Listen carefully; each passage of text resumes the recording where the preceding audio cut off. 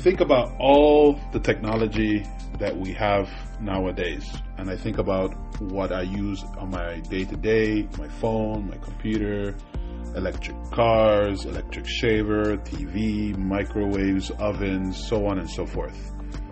So I think it's clear to say that technology has changed the way we think, live, and interact. Now, whether we are scrolling through our social media or binge watching the latest series, technology is a huge part of our lives. But the question is, has it changed us culturally and mentally? I'm Mikel, and this is what I learned today. Did you know that every time a new technology pops up, people either love it or panic? Let's go back in time to ancient Greece, and Socrates, yes, that's Socrates, thought writing would ruin memory. He argued that people would stop remembering things because they'd rely on written words instead. Fast forward to now, and writing is the backbone of how we communicate and learn. In the 15th century, Gutenberg's printing press had everyone buzzing. It made books accessible, spreading knowledge like wildfire, but not everyone was happy about it. Some leaders feared it would encourage dangerous ideas and disrupt social order. Sounds familiar? Change always stirs things up. And how about the bicycle? Yes, the bicycle. You would think something so simple could cause a stir, but in the 19th century, people thought bicycles would harm women's health and gave them something called bicycle face? Yeah, that was a thing. It shows how society often struggles to embrace new ways of doing things. Then came the telephone, the radio, and even video games. The telephone was accused of isolating people. The radio was accused of spreading propaganda. And well, video games, they were accused for everything from laziness to violence. Every generation has its tech debates, and ours is no different. Let's fast forward to the present. Think about how much our day-to-day lives revolve around technology. Hell, a few decades ago, doing laundry meant scrubbing clothes by hand. Now it's as simple as tossing them into the washing machine and pressing, ta-da, a button. And communication, well, back in the day, you would write a letter and wait weeks for a reply. Now you can send a text or a voice note and get an answer instantly. Apps like WhatsApp, Zoom have made staying in touch easier than ever. Hell, shopping? Forget about rushing to the store before it closes. Now you can order groceries, clothes, furniture online and have them delivered sometimes on the same day. Even getting around has changed. Before GPS, people used physical maps. Remember those?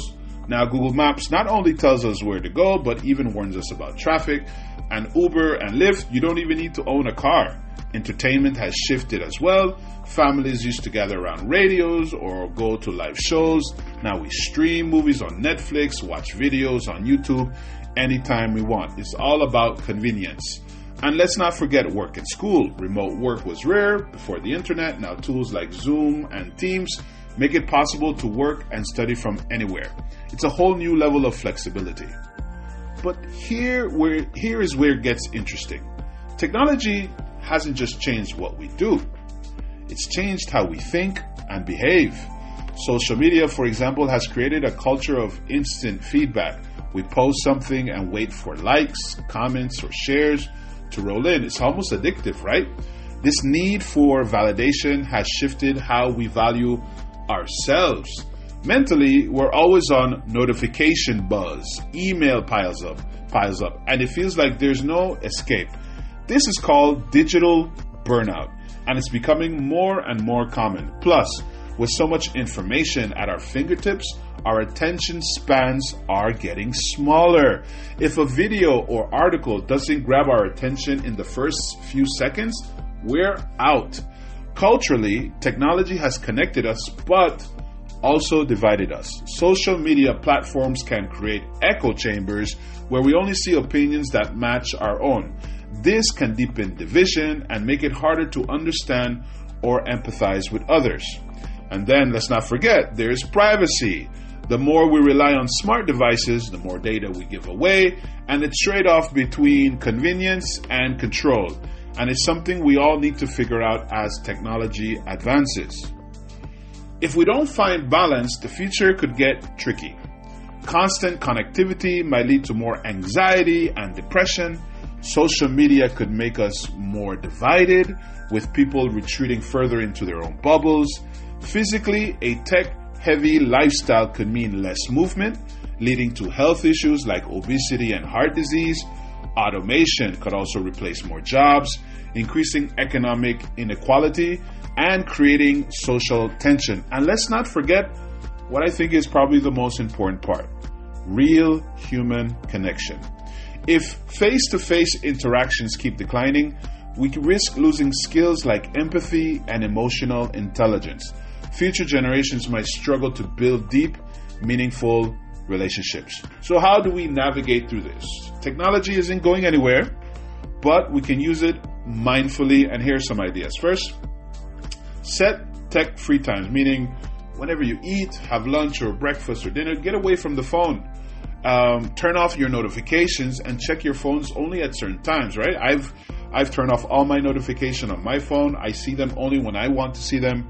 Take breaks from social media. If you're one of those people who really enjoy social media, take some time off. Support policies that protect privacy and promote responsible technology use. I mean, only through our votes that we can have these changes made. Governments are already stepping in. For example, in Australia, they've already banned social media for children under the age of 16. And in Germany, has stricter rules on ads. And in the UK, are working on laws to hold social media companies accountable for the harm that their algorithm causes. In the end, technology is just a tool.